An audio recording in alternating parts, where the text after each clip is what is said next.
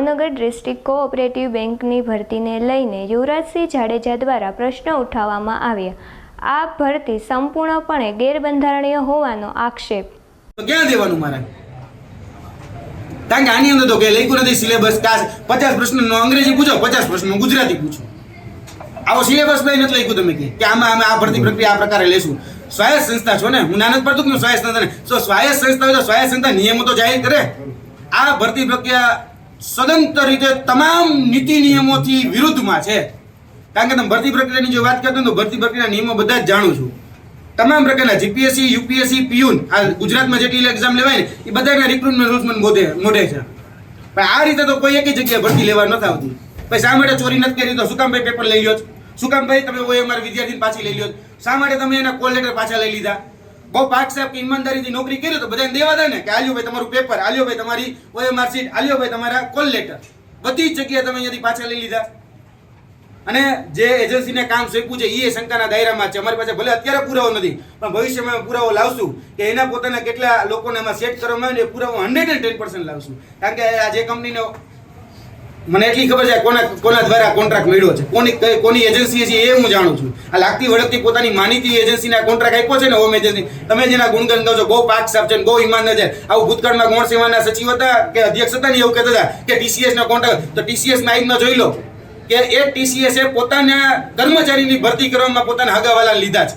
આજે રાજસ્થાન પોલીસમાં એની ફરિયાદ નોંધવામાં આવી કે એના 35 લાખ રૂપિયા દઈને પેપર પડ્યું છે.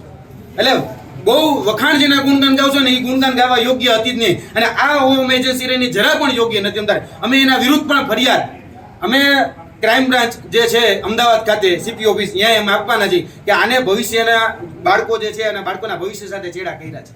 તો કઈ આ પરીક્ષાની તૈયારી કરતા તો મૂકે કે ભાઈ હા ભાઈ આમાં મહેનત નહીં લાગે, ટેન્ડર 35 લાખ દેવાની તૈયારી હોય તો લાગે, એક વખત 1-2 વીઘા વેચી લાગે. આ રીતે ભરતી કરવા મતલબ બિચારા રાત દિવસ મહેનત કરી તૂટી જાય છે. કોઈ ગરીબ ને કોઈ મધ્ય વર્ગના દીકરાને જઈને પૂછો. અને અમને ખબર રજીસ્ટર શા માટે જતા રહે. રજીસ્ટરને ખબર હતી કે ભાઈ અહીંયા આવશું એટલે આ અમારે સાંભળવાનું થાય. પણ કહેજો હોય ને કે તમારા દીકરા તમારા દીકરી કઈ રીતે પરીક્ષામાં લાગે, પૂછવું હોય ને કે યુપીએસસી જીપીએસસી કઈ રીતે પાસ થવાય છે. આ મહેનત કર્યા વગર હગા વાતે ઓળખાણ વાતે ભ્રષ્ટાચારથી ભરતી કરવી હોય તો ટેન્ડર બહાર પાડ દો. આ રીતે ભરતી કરવાનો કોઈ મતલબ નથી. અને આ વાસ્તવિક હકીકત છે, બધા જ હગાવાલા છે. ભૂતકાળની ભરતીમાં હગાવાલા હતા, અત્યારની ભરતીમાં હગાવાલા છે. અને અરજી અમે નથી કરી એવું નથી.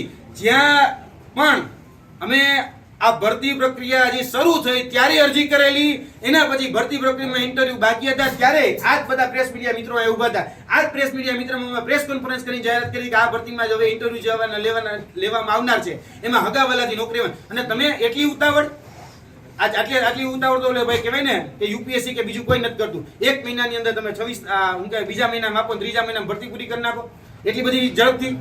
અને અમે જ્યારે આક્ષેપ કર્યા ત્યારે બીજા દિવસમાં તમે નિમણૂક પત્ર આપી દીધા. અમે 7 તારીખે પ્રેસ કોન્ફરન્સ કરીને 11 તારીખે તો બધા નિમણૂક પત્ર આપી દીધા. અને 9 તારીખે બધા જ લોકોને ડિસ્ટ્રિક્ટ કોઓપરેટિવ બેંકમાં બોલાવેલા હતા. જોઈએ સીસીટીવી હું આપું, મારે પુરાવા દેવાની જરૂર પડે તો હું દેવા તૈયાર છું.